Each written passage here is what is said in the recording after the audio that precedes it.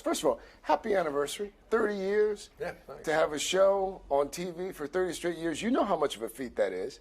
What is it about inside the NBA that you think has helped it last 3 decades?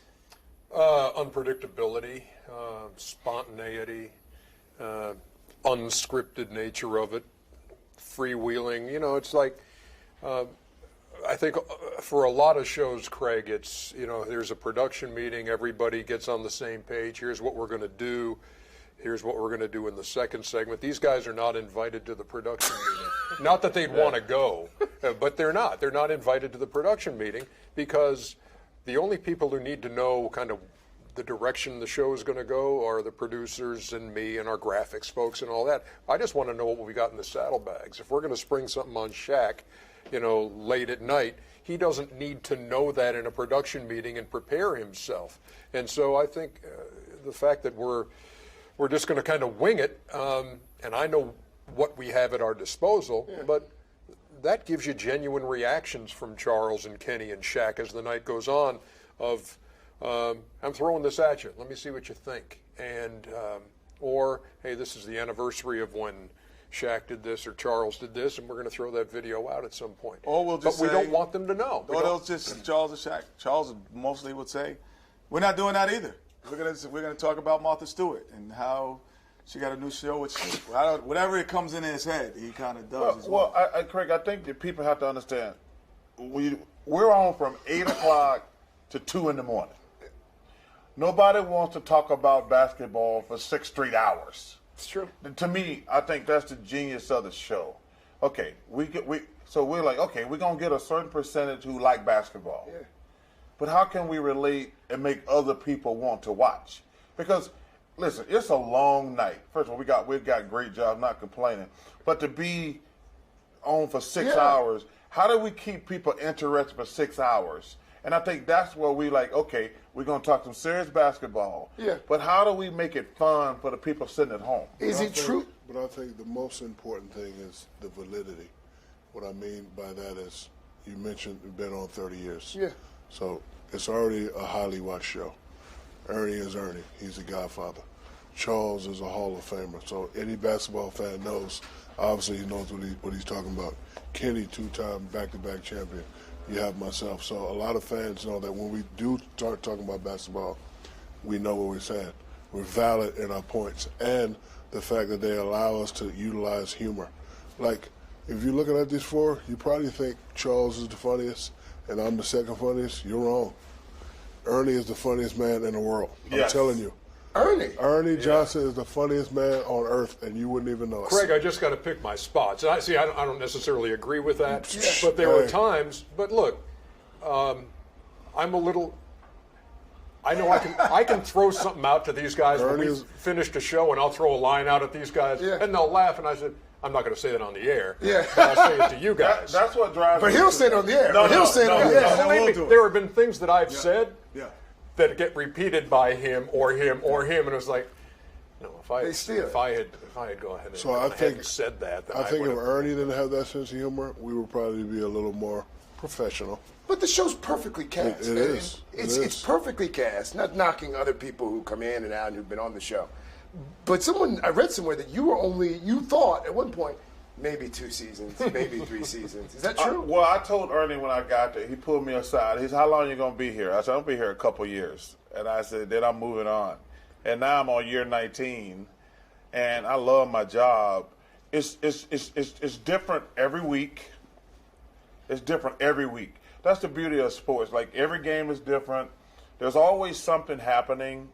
But to be honest with you, Craig, the people behind the scenes. First of all, I think the best thing about us, we're all idiots. We make fun. Like, I got no problem. They put my head on some of the funniest things in the world. We've done things about Kenny and Shaq. Like, they make us.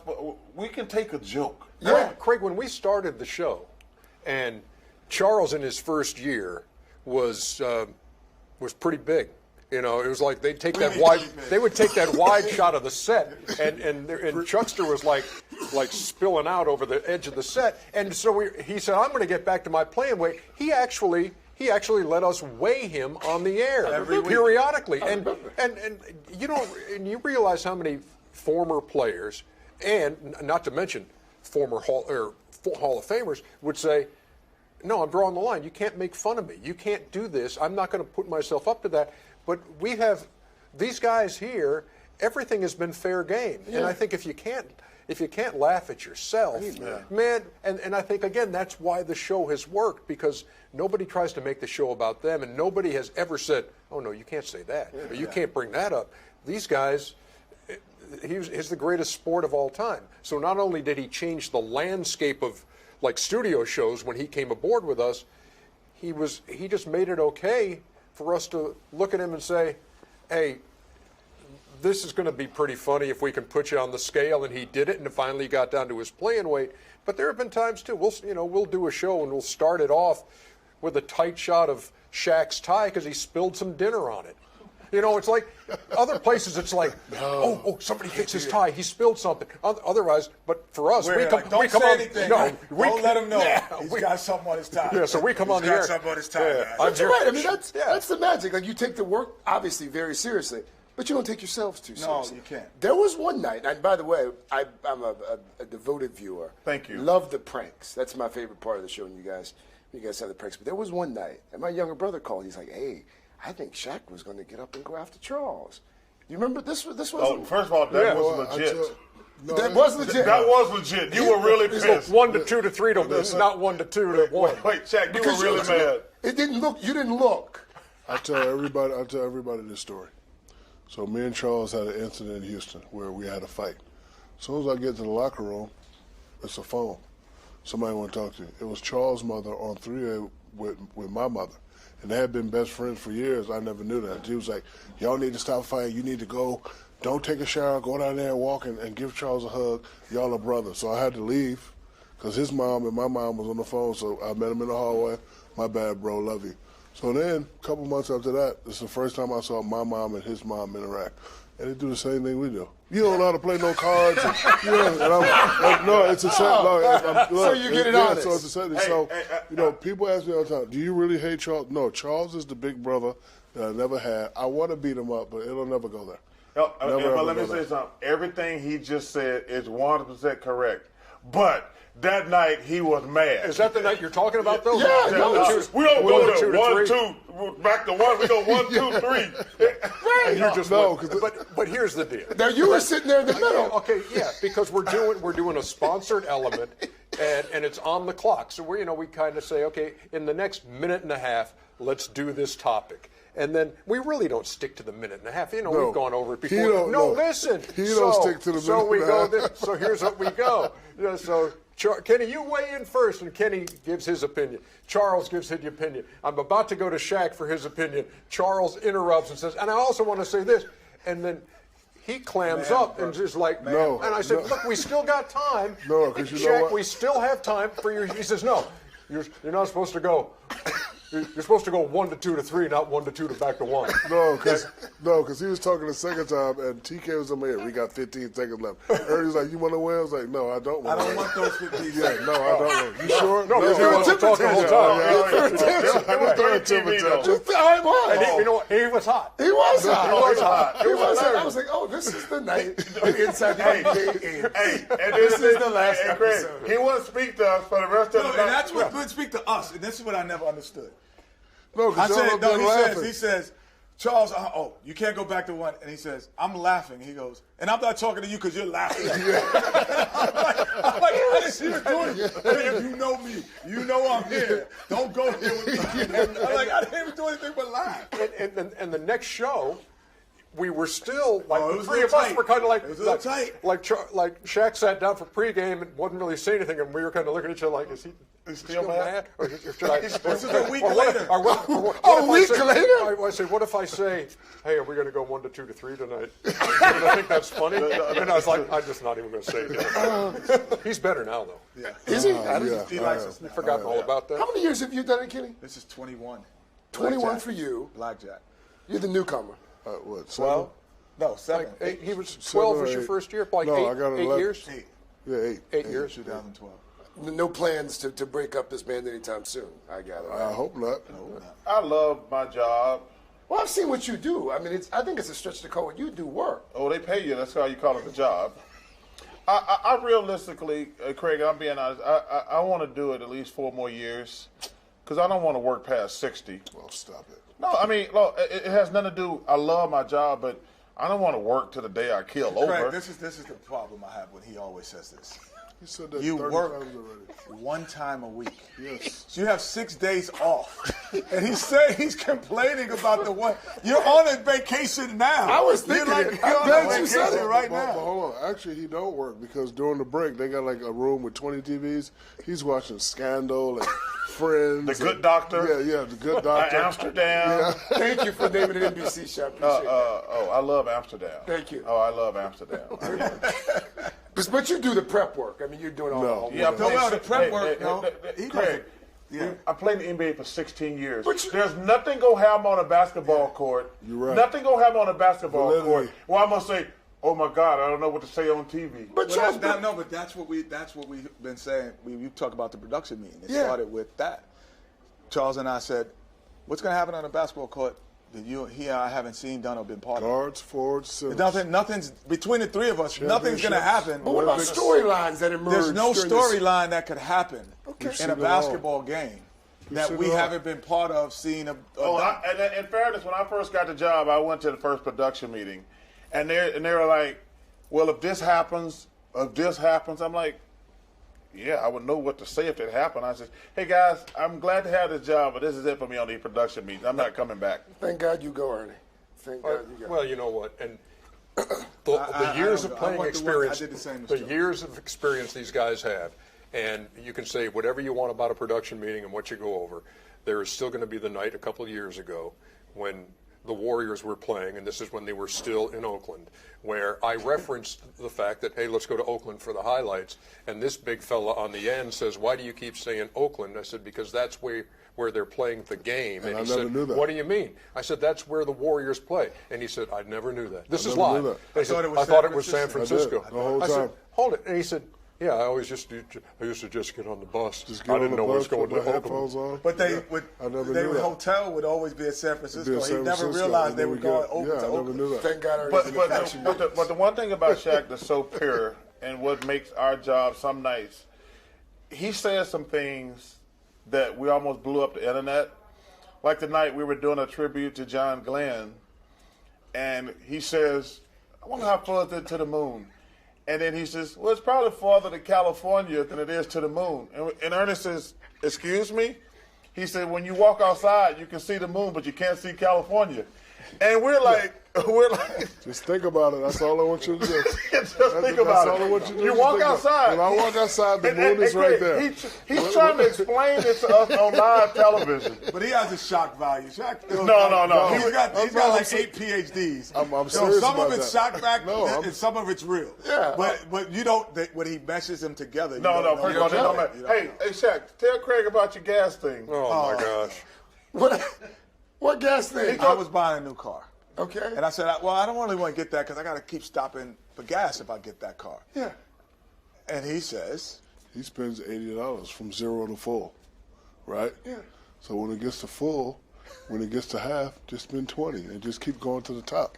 And you won't have to. And you won't have to spend the 80. I said it's miles per gallon. No, It doesn't matter. I'm still that's- stopping. no. It's the same Yeah, amount. yeah. He said, yeah. If so you're when at it gets half to and you go they back to just put 0, then you 40 gotta in, do won't have another to 80. put any in. Yes, Hey, you this put is what 40. we work with. And he's saving money, Craig. And you ask, I never let my gas tank get past that. and you ever. ask what makes I the just show put 20 go, in, I put and that's 10 what in. makes the basketball show go. Is that the day after people aren't talking about But you're right. basketball stuff; they're talking about how far away is the moon, how do you you're how do you right. save money on gas and that kind of thing. So it's a basketball show that dabbles in basketball. Right. Basketball kinda takes You a know back why I seat. know it's Yes. funny?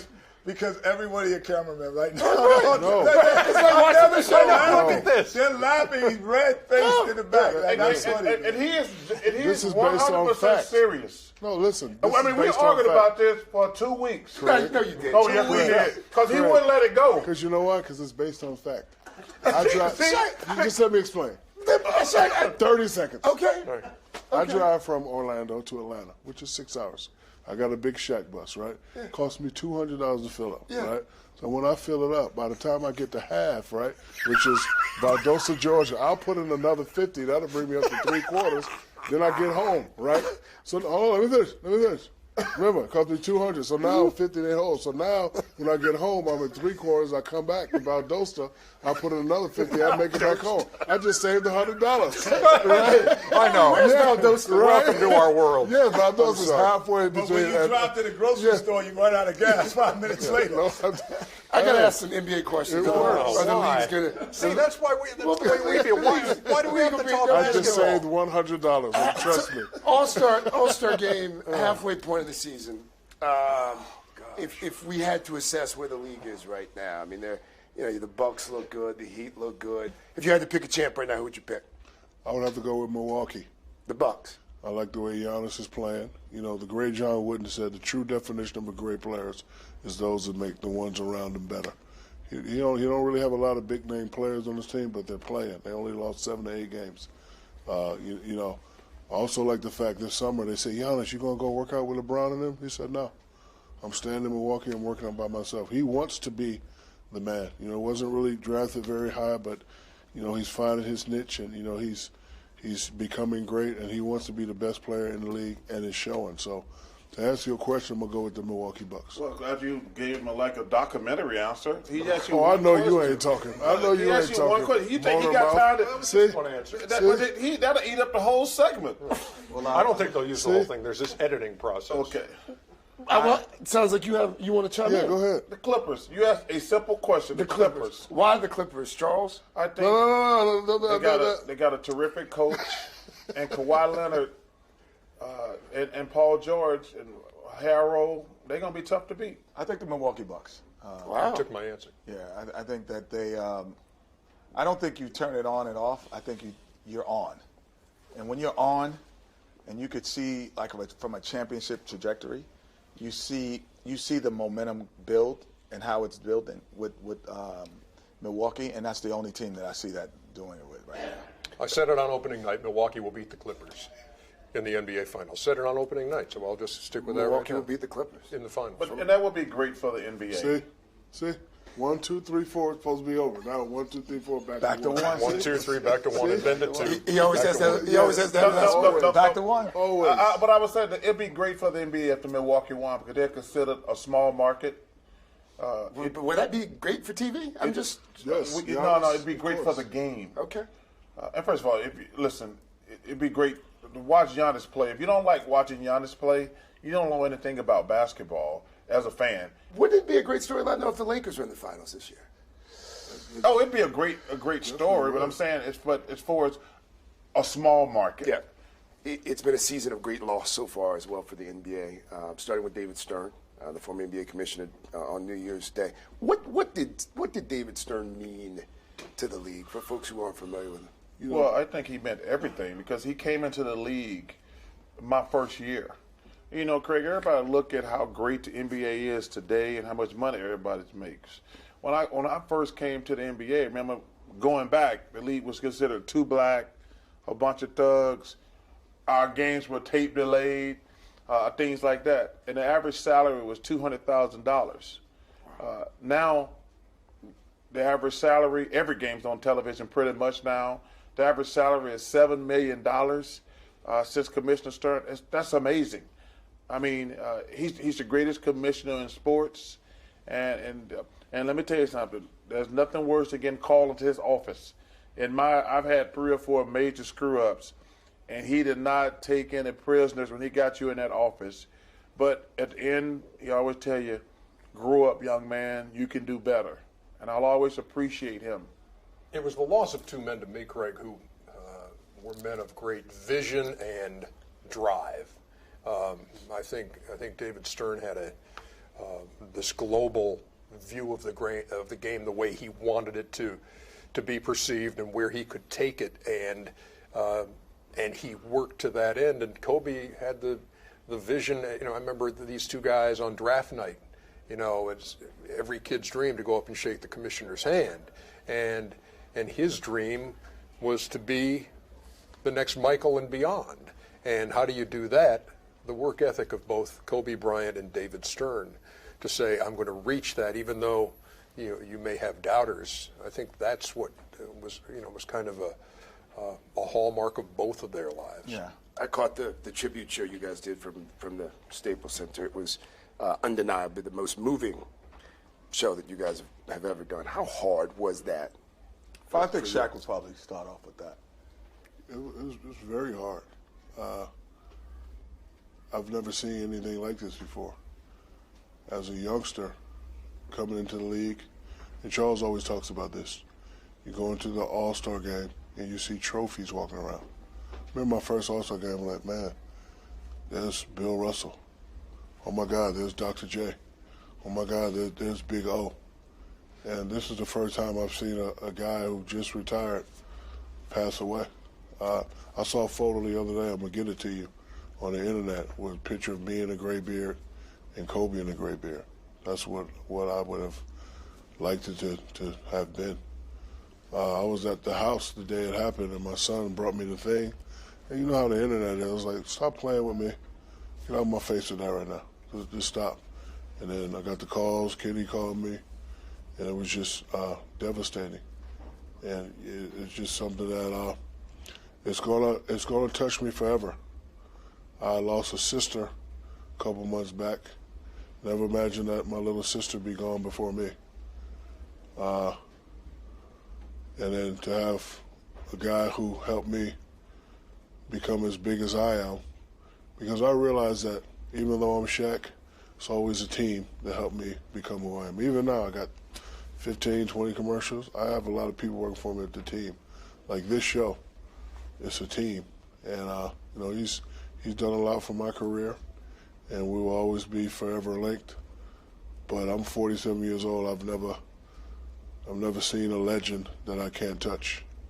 And this is going to hurt forever. I thought of you immediately as soon as I got word on that Sunday, because I said to my wife, I just saw Shaq 2 days ago. Yeah, we were laughing, and have you been surprised? Have any of you been surprised at the outpouring? No. Not at all. No, I think the one thing, even for me, I never realized how much I admired him until he passed. I was like, man, I really did admire this guy like that. And it hit me. But the most important part was him, the transformation as a father. That hit me probably the most, watching that. And I think it's a relatable tragedy because what he was doing, he was being a soccer dad, soccer mom. Like we all jump in a minivan. We all do that with our kids. He was doing it in a helicopter. And so you understand what he was doing, and you understand that the effort that he was trying to put forth to just make his daughter happy, because being in the NBA, WNBA, all that stuff is fairy tales. But you're really doing it to spend time with your kids. And if you're coaching your kids, because I do that, and we practice at the Mamba Center, my teams. We're there 3 times a week. I'm in the Mamba Center. You run into him, you see his teams, you see his daughters. And it was just like surreal to see the same route that he's taking on a helicopter. That's the route I take driving. All of that was like overwhelming at the moment for me. But I looked at it more as not a great player, but a dad was lost and a coach was lost. And for me, me and Kobe were not close, but I just started crying when I got the news. I felt like I had lost a member of my family. I mean, I had just come out of a movie, and I never take my phone in the movie. And when I came out and I had a bunch of missed calls and texts, and wow. And then I just started crying because I felt like I had lost a member of my family. But what's interesting about the whole thing, when we went to LA to do that tribute show, that's when I think the gravity of the entire situation, to see tens of thousands of people just standing there. And that was like 3 days later. That was like 3 days later. I'd watched all the coverage on television, but when we went to LA to do the tribute show, it was a gloom that I had never experienced before. Like that whole city was depressed. And there was people just standing outside. I was just watching them, and I just felt sad.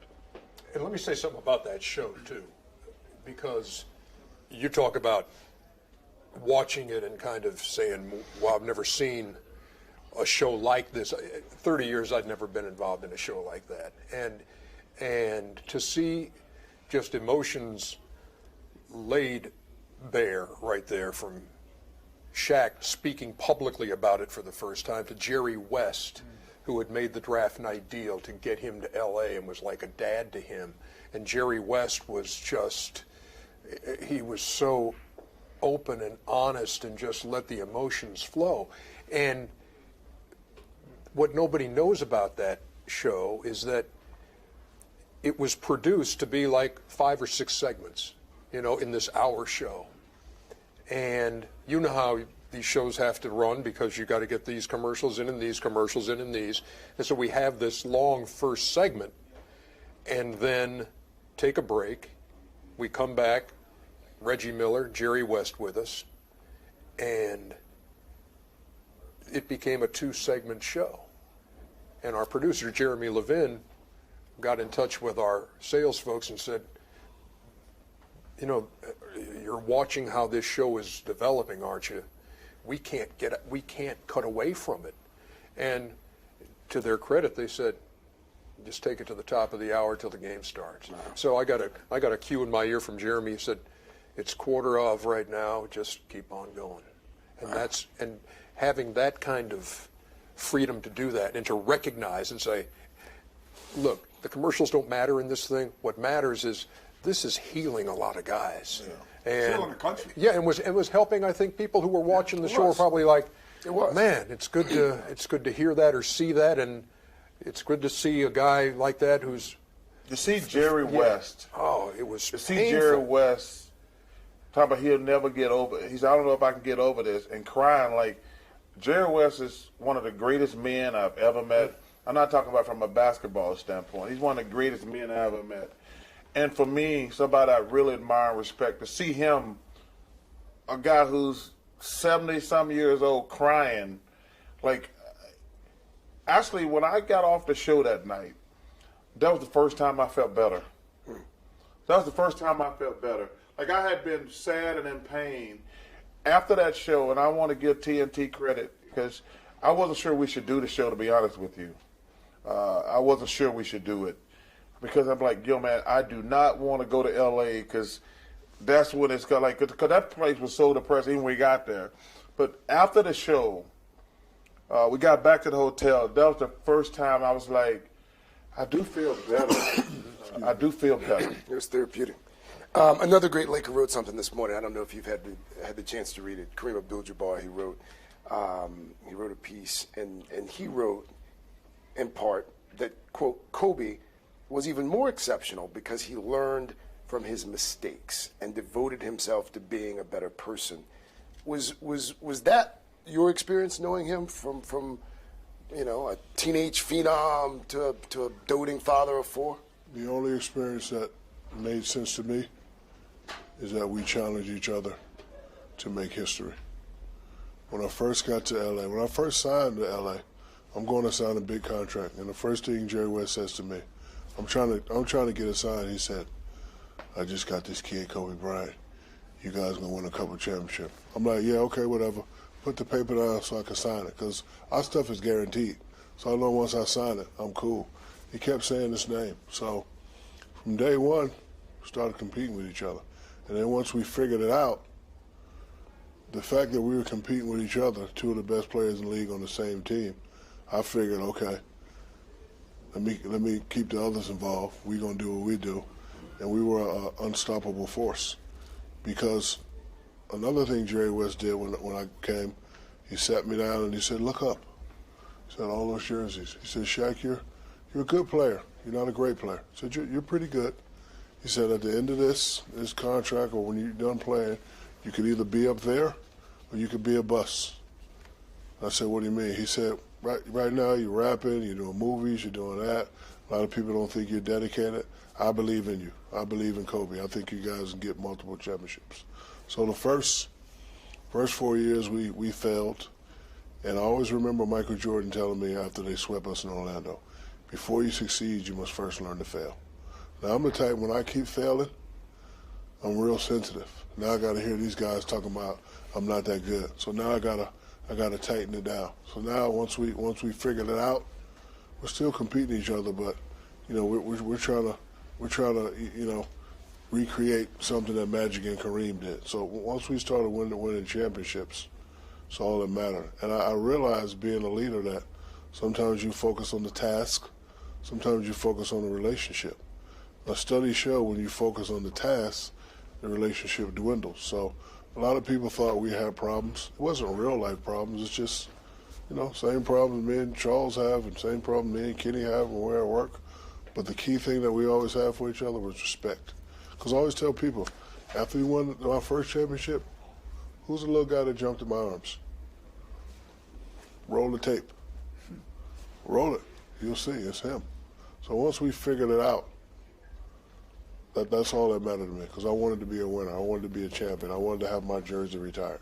Just in the wake of his death, there was this back and forth, at times a heated back and forth, about whether it was even appropriate to bring up allegations from his past. As broadcasters, as journalists, what did you think about that? For me, we're all imperfect people, but what made Kobe a magnet to the masses around the world, forget LA, around the world. You know, I have friends in the Philippines where everything was lit up purple and gold when Kobe passed. So there's a magnetism that he was able to have. Again, we're all imperfect people. But what we're great at, he was the greatest at times at. So that's what people saw.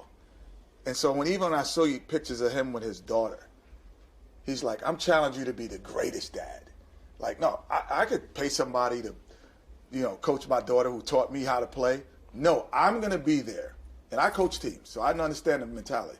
I'm going to be the one who organizes the day. Oh, you got to wear your black uniform today. We play at 9. Nope, they changed the game to 10, and you're getting all. That's a responsibility that you don't have to have. And so he's challenging you, and that's what people call the Mamba mentality. He challenges people. So do I think it was appropriate or inappropriate? I think we all are imperfect, but I think what he has done and challenged the world to be, we all saw. Craig, okay, me and Ernie had a long discussion about this because we were talking about Bobby Knight going back to Indiana, which was one of the great things that I've saw in a long time. Bobby Knight is one of the greatest basketball coaches ever. I admire him, I respect him, but he had flaws. Kobe Bryant is one of the greatest basketball players ever, and he had a flaw that we all know about. You have to tell,